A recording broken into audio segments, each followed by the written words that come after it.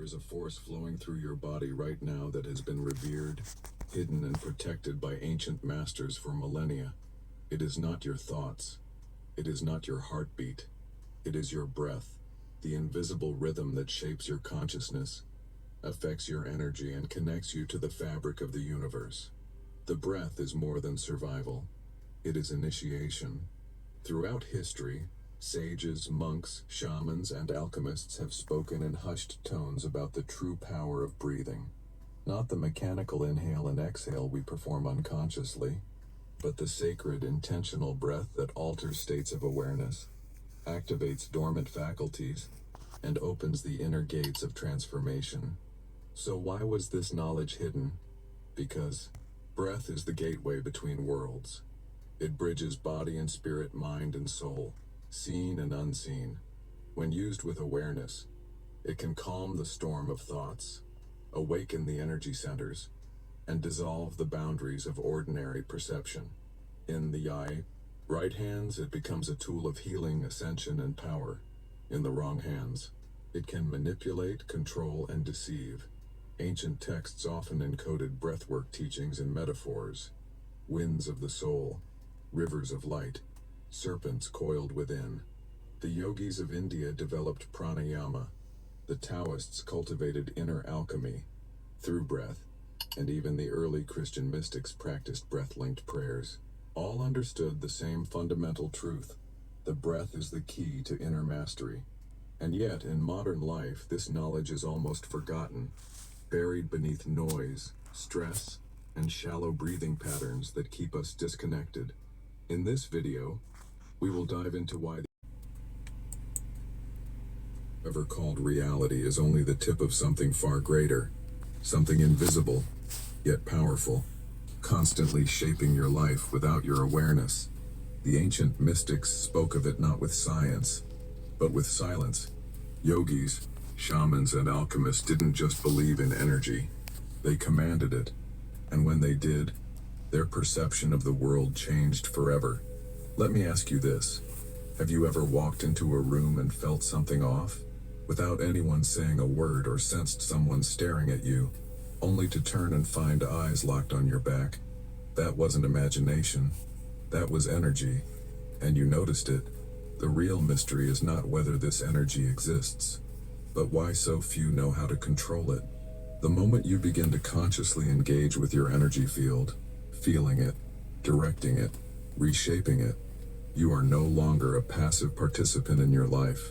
You become something else entirely: a co-creator, a sculptor of frequency, an initiator of the subtle realms. This shift is not symbolic, it's visceral, it's real, and once you've felt it, your body becomes the proof your mind can no longer deny. In this video, we will explore what truly happens when you learn to control your energy, not just in theory but in deep experiential practice. We'll uncover teachings buried in forgotten texts and traditions that once treated energy mastery as the first step towards spiritual power. We'll examine how energy moves through your body, how it responds to thought and intention, and how ancient schools of wisdom trained their initiates to awaken it with precision. But beyond the theory, you'll come to understand something even more profound: why this ability was hidden, protected, and sometimes feared. Because when you learn to control your energy, you begin to transcend the boundaries of ordinary human experience and enter a space where creation itself listens and responds. This is not imagination. This is the beginning of inner mastery, and it all starts here. Long before electricity sparked through copper wires, before physics named invisible forces with numbers and equations, there were those who already knew. Life moves through energy. They didn't call it electromagnetism or bioplasma. They called it prana, chi, ka, ruach, orgone, odic force. Names whispered across temples, scrolls, pyramids, and firelit circles. These ancient cultures may have spoken different languages, but they described the same phenomenon: an invisible current that flows through all things, and within us. In Egypt, energy was not separate from spirit. It was spirit. The concept of Ka referred to the vital essence that animated the body. The Ka lived in the breath, in the blood, and in the very stance of a person. To be strong in K meant being energetically sovereign, protected and connected to divine intelligence. The pharaohs, it was believed, held immense K, and they underwent sacred rites to preserve and direct it consciously. In ancient China, the practice of Qigong and Tai Chi were never simply physical exercises. They were moving meditations designed to harness Qi, the universal life force. In these traditions, energy was cultivated through breath, posture, and intention. The body was seen as a vessel with meridians and points of flow, a living map of subtle anatomy, and when the flow was blocked, illness and imbalance followed. Meanwhile, in the Indian subcontinent, the yogic sages wrote of prana, the life force energy accessed through breathwork, mudras, mantras, and meditation. The pranamaya kosha, or energy body, was seen as an essential sheath of human existence, woven intricately into the chakras and nadis, subtle channels through which energy circulated like rivers of light. The awakening of Kundalini, a coiled serpent of raw potential energy, was seen as the apex of inner transformation. The Hermetic philosophers of ancient Alexandria and the alchemists of medieval Europe echoed similar truths, albeit veiled in metaphor. They spoke of the fire within, of spiritus mundi, and of transmutation, not just of lead into gold, but of base human experience into divine awareness. In their writings, controlling one's internal energy was synonymous with awakening latent powers and aligning with cosmic laws. Even in indigenous traditions around the world, from the shamans of the Andes to the medicine people of North America, energy was felt and known deeply. They might speak of power animals, spirit winds, or ancestral fire, but always with the same reverence for an invisible intelligence moving through space, land, body, and soul. The modern world has compartmentalized what the ancients saw as unified. Today we speak of biology, psychology, and spirituality, as if they were separate domains, but in the old ways there was no division. Controlling your energy was not a fringe practice. It was initiation. It meant understanding yourself not just as flesh and thought, but as a field of influence, a transmitter and receiver of vibration. So why was this knowledge guarded, encoded, and sometimes hidden? Perhaps because to truly master your energy is to step outside systems of control. A person who understands how to align their internal frequency becomes far less vulnerable to manipulation, be it mental, emotional, or societal. And for those in power, nothing is more dangerous than a sovereign soul. This is why learning to control your energy was once reserved for those who had proven their readiness, for the initiates who had crossed thresholds of discipline, silence, and inner clarity. It wasn't simply about power, it was about responsibility. Because once you open the door to your inner current, you cannot close it. Controlling your energy is not something you accomplish in a single moment. It's a process of remembering, a return to a natural capacity that was always there, quietly waiting beneath the noise of modern life, and like tuning an ancient instrument covered in dust. The first steps are not about perfection, they are about reconnection. The first thing that happens is perception begins to shift, not in a dramatic or hallucinatory way, but subtly, almost imperceptibly at first. You begin to feel more, not emotionally, but sensorially. Your hands may tingle when you focus your attention between them. You might notice a magnetic pull, or a warm pressure radiating from your palms. This is not placebo. It is the awakening of somatic sensitivity, the body remembering how to listen to the subtle. Think of energy like water in a river. When the river flows freely, everything downstream is nourished, but if the river is blocked, stagnation sets in. The same is true in your body.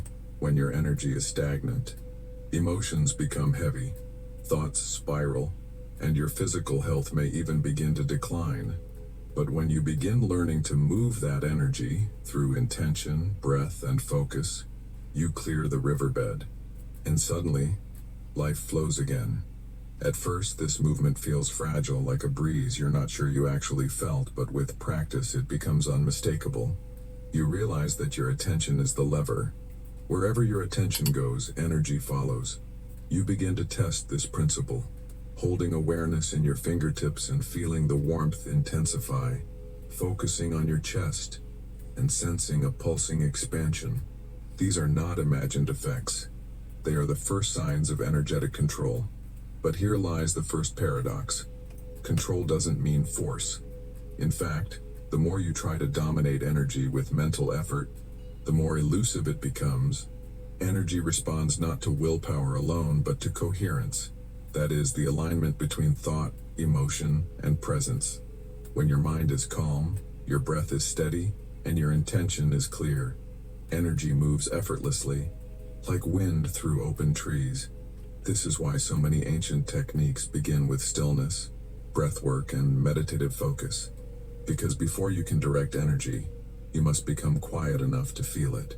Your nervous system is not just a biological mechanism, it is a bridge between your physical form and your energetic blueprint. And like tuning into a faint radio frequency, the channel becomes clearer the quieter you become inside. You may begin to notice changes outside of practice too. People react differently to your presence. Some feel drawn to you, others inexplicably avoid you. Your dreams become more vivid, your intuition sharpens. It's as if your entire system has entered a new frequency band, and in truth it has. And once you've had that first clear experience, once you've undeniably felt energy rise, pulse, expand, or move in direct response to your attention, something irreversible occurs. Your worldview shifts. The material no longer seems so solid. The idea that you are just a body with a brain begins to dissolve. You see, if you can move, this is where the path begins to open wider. But to go further, one must understand what energy is not, and why many lose their way trying to control it. Energy is not a substance you possess like money or fuel. It's not something you generate in isolation.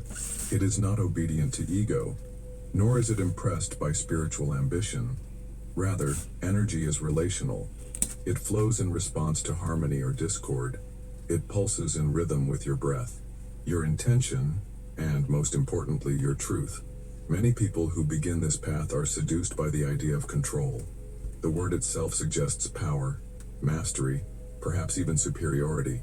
But the deeper you go, the more you realize true control of energy has nothing to do with domination, and everything to do with resonance.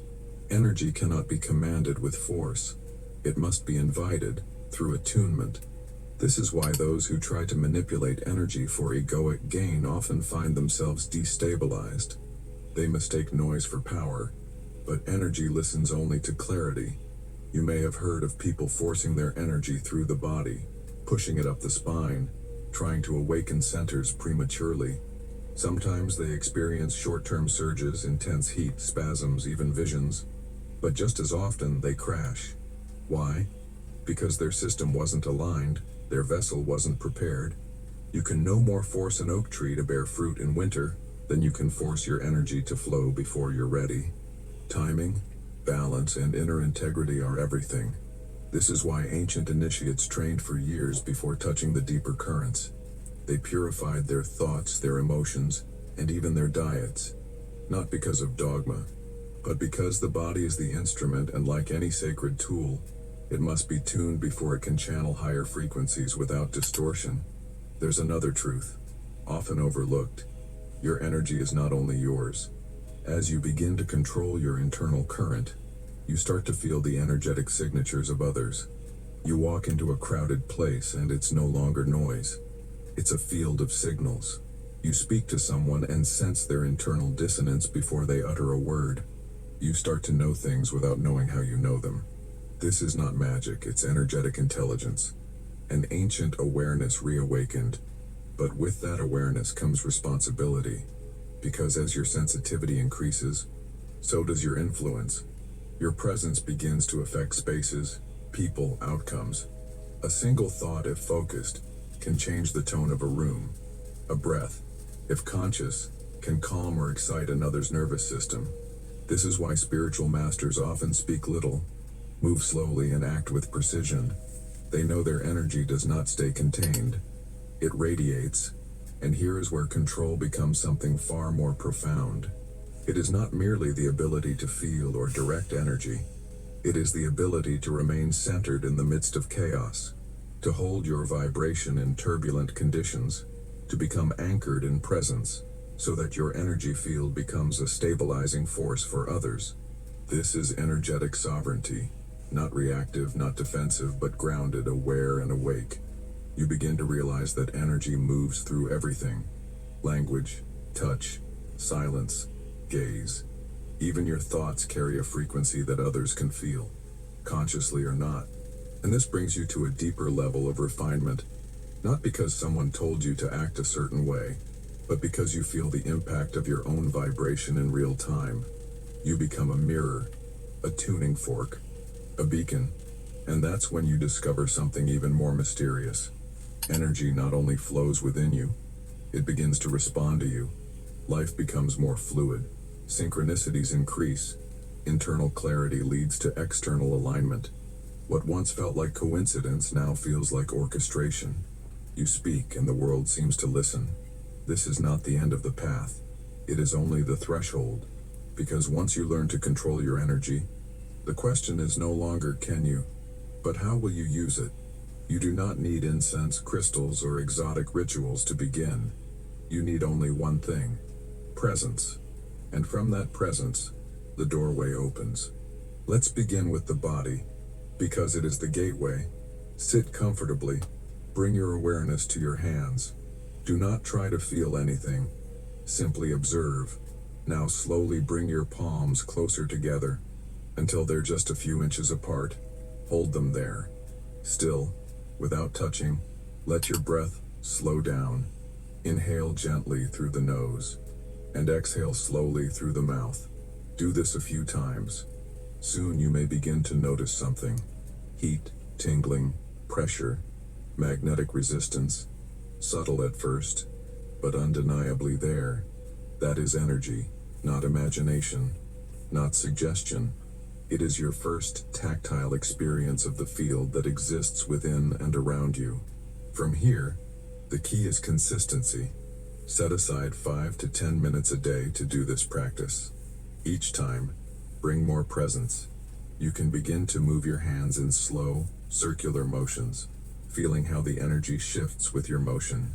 You can play with it, expanding and contracting the space between your hands. Some describe it as feeling like a soft balloon, or a magnetic push and pull. Trust your sensations. Next, begin to link breath with attention. As you inhale, imagine drawing energy up from the earth into your spine. As you exhale, send that energy out through your palms. Visualization here is not fantasy, it's instruction. Your body listens to images and emotions more than it does to words. Use this to guide the flow. A powerful practice is called energy sweeping. Sit or stand still. Bring your awareness to the top of your head. Slowly move your attention down through your face, neck, shoulders, chest, arms, all the way to your feet. As you do this, imagine you're gently clearing stuck or heavy energy like brushing dust from an ancient mirror. You may begin to feel lighter, more alert, more present. That's not psychological, it's energetic release. You can also begin to sense energy in others, but this must be done with care. Do not scan or intrude on someone's field without permission. Instead, become a silent observer. When you speak to someone, notice how your own state shifts. Are you drained after certain interactions? Energized after others? These are signals worth tracking. As you deepen your practice, you may encounter resistance, moments where you feel nothing, or times when energy feels chaotic or stuck. This is natural. Energy moves in layers. Sometimes what you're feeling is not just the surface tension, but emotional residue stored in the body. Be patient. Let the breath guide you back to center. One powerful way to stabilize your field is through grounding. Walk barefoot on earth. Sit with your back against a tree. Visualize roots growing from the soles of your feet deep into the earth's core. Let the heaviness drain downward and the stability rise upward. A grounded person becomes an anchor not only for themselves, but for others. As you continue, you'll start to recognize the difference between being in your energy and being scattered, between being centered and being hijacked by thoughts or external stimuli. This is where real change begins, not through effort, but through awareness. And finally, honor the process. You are not just learning a technique, you are reawakening an ancient sense that your ancestors once lived by. Every time you tune into your energy, you are crossing a threshold from forgetting to remembering. Once you learn to control your energy, the world no longer feels random. Every interaction, every emotion, every coincidence becomes a reflection of your inner frequency. And what once felt like chaos begins to reveal itself as a hidden order, one that was always there, waiting for you to see. You begin to walk differently. You speak with more presence. You breathe as if you're part of something larger. And you are, because energy is not just what flows through you. It is what connects you to all things. The tree outside your window, the stranger who locks eyes with you, the storm before it arrives. Everything vibrates. And now, so do you. But this is only the beginning. The ability to feel and guide your energy is a threshold, not a destination. Beyond it lie deeper mysteries of healing, creation, intuition, and alignment. And each step you take into that space awakens something ancient within you. A remembrance, a quiet knowing, a return. So if you've felt even the slightest pulse of energy between your hands, if your breath has ever brought you into a moment of stillness where everything felt connected, then you've already begun. Don't chase power, don't seek. And that's where you remember who you really are.